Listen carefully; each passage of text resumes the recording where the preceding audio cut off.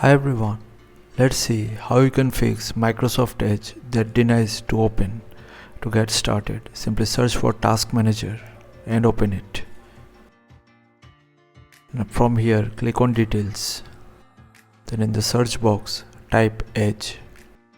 If you see any running process of Edge here, simply right click over it and end the task.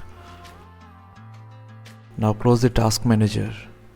Search for Installed Apps and open it.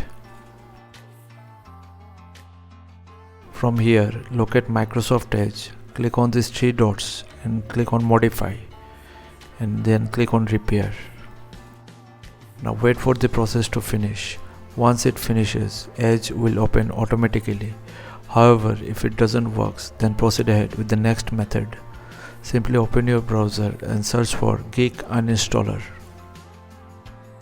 Then go to the first web page. Click on Download. From here, download any of the file. Once downloaded, extract the content and you'll get this file. Simply right click over it and run it as administrator. Now when this page loads, locate Microsoft Edge. Right click over it and select Force Removal from here. Then click on Yes. And from here click on Finish. Once the removal process is complete, close everything and restart your computer. After restart, open your browser and search for Download Edge.